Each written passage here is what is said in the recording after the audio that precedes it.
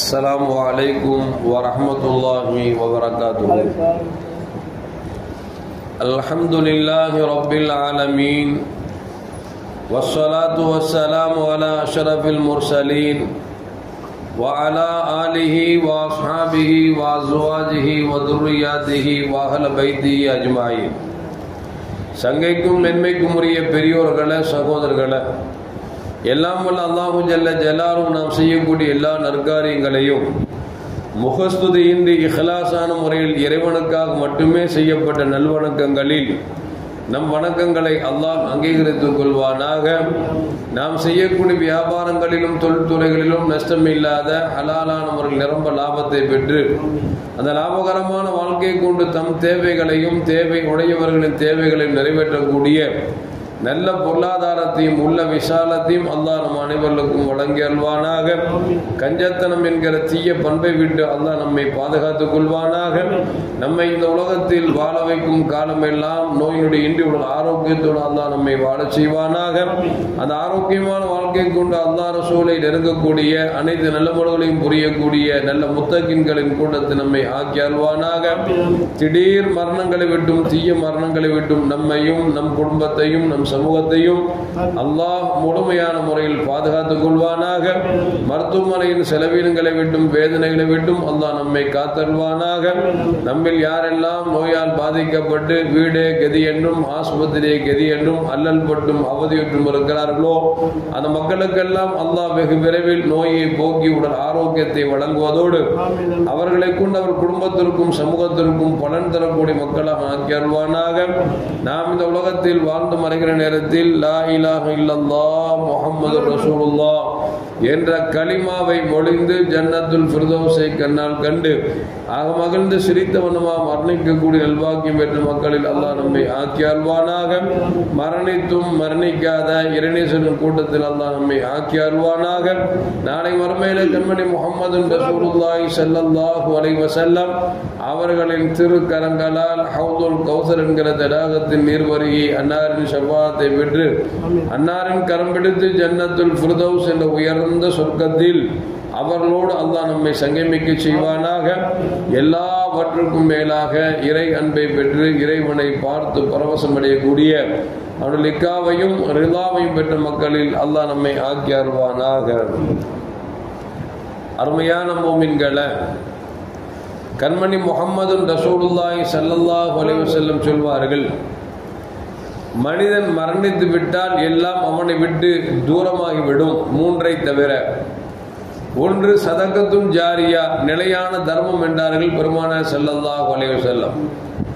நிலையான தர்மம் என்றால் இப்போ எல்லா மக்களுக்கும் தண்ணீர் தேவைப்படுறது, கிணறை வெட்டி வைப்பது, இந்த காலத்தில் பைப்பு போட்டு கொடுப்பது, அல்லது எல்லா மக்களும் வந்து தண்ணி குடிப்பது போன்று ஒரு நீர் பந்தல் அமைப்பது, இதுவெல்லாம் சதகத்துன் ஜாரியா. ரெண்டாவது பெருமானார் சொல்றாங்க, பயனுள்ள கல்வி, மதரசாக்களை உருவாக்குவது, பிள்ளைகளை படிக்க வைப்பது, இதுவெல்லாம் நம்முடைய மரணத்திற்கு பிறகு நமக்கு தொடர்ந்து வரக்கூடிய நன்மையான காரியம். மூன்றாவது பெருமானார் ஸல்லல்லாஹு சொல்றாங்க, நல்ல சாலிகான குழந்தை, பெற்றோருக்கு துவா செய்யக்கூடிய சாலிகான குழந்தை. தகப்பன் மௌத்தா போயிட்டாலும் பிள்ளைகள் வாப்பாவுக்கு நினைச்சு, யாரெல்லாம் என் வாப்பாவோட பாவத்தை மன்னிச்சிரு, அவருடைய கபரை விசாலமாக்கி, அவருடைய கபரை சோழ பூஞ்சோலி ஆக்கி, அவர் சொர்க்கத்துக்கு அவருக்கு சொர்க்கத்தை நுழைவிக்க செய்யி அப்படின்னு செய்யக்கூடிய துவா இருக்கு பாருங்க. நாம் மரணத்திற்கு பிறகும் அந்த குழந்தையின் துவா நம்மை தொடர்ந்து வரும் என்றார்கள் நபிகள் நாயகம் ஸல்லல்லாஹு அலைஹி வஸல்லம். இப்போ குழந்தைகளை பெற்றெடுப்பது பெரிதல்ல, அந்த குழந்தைகளுக்கு மார்க்க ஞானத்தை கொடுக்க வேண்டும், அவர்களுக்கு நம்முடைய பாசத்தை செலுத்த வேண்டும். அந்த பாசம் எப்படி இருக்க வேண்டும் என்று சொன்னால், நாம் மரணித்த பிறகு அவர் மரணிக்கின்ற வரைக்கும் பெற்றோருக்காக துவா செய்யக்கூடிய குழந்தையாக இருக்க வேண்டும். ஆனால் இன்னைக்கு பிள்ளைங்க வளர்ப்பே உலகத்தில் உயிரோடு இருக்கும் பொழுது தகப்பனும் மதிக்க மாட்டேங்கிறான், பிள்ளைங்களுக்கு தகப்பனுக்கு உதவி செய்ய மாட்டேங்கிறான், தகப்பன் பசியா இருந்தா கூட அவனுக்கு வேணும் அப்படின்னு சந்தோஷப்படுற பிள்ளைங்க இன்னைக்கு ஜாஸ்தியா போச்சு. இவர் மரணிச்ச பிறகு அந்த பெற்றோருக்காக துவா செய்யுமா அப்படின்னா அது துவா செய்யறது ரொம்ப அபூர்வம் தான். அப்போ நம்ம எப்படி இருக்கணும் அப்படின்னா, வாழுகிற காலத்தில் நமக்கு உதவி செய்யக்கூடிய பிள்ளைகளாக இருக்க வேண்டும். நாம் கண்கலங்கினால் அவர்களுக்கு உள்ளமெல்லாம் வலிக்க வேண்டும். நாம் கஷ்டப்படுகிற பொழுது நம்முடைய கஷ்டத்தை தீர்த்து வைக்கக்கூடிய குழந்தையாக இருக்க வேண்டும். நம்முடைய மரணத்திற்கு பிறகு குழந்தைகள் நம்மை நினைத்து நினைத்து ஒவ்வொரு நேரங்களிலும் துஆ செய்யக்கூடிய பிள்ளைகளாக இருக்க வேண்டும் என்பதைத்தான் நபிகள் நாயகம் ஸல்லல்லாஹு அலைஹி வஸல்லம் சொல்லித் தரார். பனி சலமா என்று சொல்லக்கூடிய கோத்திரத்தை சார்ந்த ஒரு தோழர் வந்தாரு. யார் சொல்லலாம், என் பெற்றோர்கள் மரணித்து விட்டார்கள், அவர்களுக்கு நான் ஏதாவது நான் வாழுகிற காலத்தில் சிறந்த முறையில் அவர்கள் நான் நடத்தாட்டி விட்டேன், மரணத்திற்கு பிறகு நான் ஏதாவது செய்ய வேண்டுமா என்று கேட்ட பொழுது நபிகள் நாயகம் ஸல்லல்லாஹு சொன்னாங்க, ஆமாம், அவர்கள் மரணித்து விட்டால் அவர்களுக்கு தொழுகை நடத்துவது, ஜனாசா தொழுகை நடத்துவது, அவர்களுக்காக பாவமன்னிப்பு தேடுவது, அவர்களுடைய சொந்தங்களை சேர்ந்து வாழ்வது, அவர்கள் ஏதாவது யாரிடத்தில் உடன்படிக்கை செய்திருந்தார்கள் என்று சொன்னால் அந்த உடன்படிக்கை வாக்குறுதியை நிறைவேற்றுவது, இப்படி பெருமானார் ஸல்லல்லாஹு அவர்கள் பெற்றோர் மரணத்திற்கு பிறகு அவர்களுக்கு செய்ய வேண்டிய கடப்பாடுகளில் இன்ன இருக்கிறது என்று நபிகள் நாயகம் ஸல்லல்லாஹு சொல்லித் தருகிறார் என்று சொன்னால், அருமையான மக்களே, நாம் பெற்றெடுத்த பிள்ளைகள் நமக்கு பின்னால் நம்முடைய சொத்தை மட்டும் பாதுகாக்க கூடாது, நம்முடைய கபர் வாழ்க்கையை பாதுகாக்கக்கூடிய பிள்ளைகளாக இருக்க வேண்டும். நாம் நரகத்திற்கு சென்று விடாமல் சொர்க்கத்திற்கு அனுப்பி வைக்கக்கூடிய பிள்ளைகளாக இருக்க வேண்டும் என்றால் அந்த குழந்தைகளை மார்க்க கல்வியை ஊட்டி நாம் அல்லாஹ் ரசூலுடைய பயத்தை ஊட்டி நாம் வளர்த்தோம் என்று சொன்னால் நம் மரணத்திற்கு பிறகு அவர்கள் துஆ செய்வார்கள் என்பதில் எந்த மாற்று கருத்தும் அல்ல. ஒரு கட்டத்தில் ஈசா அலைஹிஸ்ஸலாம் ஒரு கபர்ஸ்தான் வழியாக செல்கிறார்கள். அப்படி செல்லுகிற பொழுது ஒரு கபரிலே ஒரு மனிதர் கடுமையாக வேதனைக்கு செய்யப்படுகிறார். அதை கடந்து விட்டு அவர்கள் சென்று விட்டார்கள். அடுத்த வருடம் மீண்டும் அந்த கபருக்கு வருகிறார்கள். பார்த்தால் எந்த கபரிலே ஒரு மனிதர் வேதனை செய்யப்பட்டாரோ அந்த கபரில் இன்முகமாக இருக்கக்கூடிய ஒரு காட்சியை பார்க்கிறார்கள். ஏனென்று சொன்னால் நபிமார்களை பொறுத்தவரைக்கும் மண்ணுக்கு கீழ் உள்ளதையும் பார்ப்பதற்கு அல்லாஹ் ஆற்றல் கொடுத்திருக்கிறான், வானத்திற்கு மேல் உள்ளதை பார்ப்பதற்கும் ஆற்றலை கொடுத்திருக்கிறான். அப்படி ஈசா அலைஹிஸ்ஸலாம் கடந்த வருடம் செல்கிற பொழுது கபருக்குள் இருப்பவர் வேதனைக்கப்படுகிறார். அடுத்த வருடம் வந்து பார்க்கிற பொழுது அவர் சந்தோஷமாக இருக்கிறார் என்பதை பார்த்துவிட்டு அல்லாஹ்ட்ட கேட்டாங்க, ரப்பே, நான் கடந்த வருடம் வருகிற பொழுது கடுமையாக வேதனைக்கப்பட்டாரே, அவர் அழுகக்கூடிய சப்தமும் அவர் பெற்ற தண்டனுடைய வேதனையும் என் காதில் ஒலித்துக் கொண்டிருந்தது, இப்பொழுது அவர் சுகமாக இருக்கிறாரே, என்ன காரணம் என்று கேட்கிற பொழுது அப்பொழுது அல்லாஹ் ஜல்ல ஜலாலுஹு ஈசா அலைஹிஸ்ஸலாம் அவர்களுக்கு சொன்னானாம், அவர் பெற்றெடுத்த பிள்ளை சாலிகான பிள்ளையாக வளர்ந்தார்.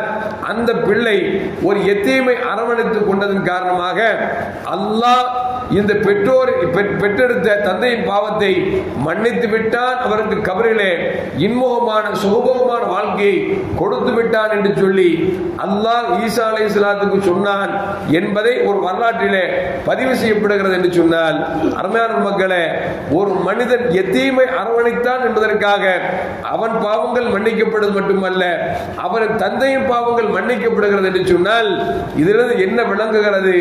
குழந்தையை சாலிகான பிள்ளைகளாக வளர்க்கிற பொழுது அவர்களுக்கு கொடுக்கக்கூடிய தர்மமாக இருந்தாலும், அவர்கள் சொல்லக்கூடிய லா இலாஹ இல்லல்லாஹ் கலிமாவாக இருந்தாலும், அவர்கள் செய்யக்கூடிய என்ன நன்மையான காரியங்களாக இருந்தாலும் அந்த நன்மையான காரியங்களில் பெற்றோருக்கும் பங்கு இருக்கிறது என்பதைத்தான் இந்த நிகழ்வு நமக்கு சொல்லி காட்டுகிறது என்று சொன்னால், அருமையான மக்களை, நாம் சொந்த சுகத்தை மட்டும் நாம் தேடி வைக்கிறோமே தவிர அந்த பிள்ளைகளுக்கு நல்ல குணங்களையும் நல்ல ஒழுக்கங்களையும் மார்க்கப்பட்டதையும் கொடுக்கிறோமா என்று சொன்னால் மிக மிக அரிது என்பதை நாம் மறந்துவிடக் கூடாது. எனவேதான் அல்லாஹ் ஜல்ல ஜலாலுஹு குர்ஆனில் இப்படி சொல்லி காமிப்பான், ஒவ்வொரு குழந்தைகளும் தங்கள் பெற்றோருக்காக துஆ செய்வது என்பது கட்டாய கடமை. ஏனென்று சொன்னால் இவர்கள் வாழுகிறார்கள் என்று சொன்னால் அவர்கள் தங்களை அர்ப்பணிக்காமல் இருந்தால் இவர்கள் உலகத்தில் ஜனித்திருக்க மாட்டார்கள். இவர்கள் உலகத்தில் பிறப்பதற்கு காரணமே பெற்றோர்கள் என்கிற பொழுது இவன் வாழுகிற காலம் வரைக்கும் அந்த ஈன்றெடுத்த பெற்றோர்களுக்காக துஆ செய்வது கட்டாய கடமை என்பதால் தான் அல்லாஹ் சொல்லித் தருவான்.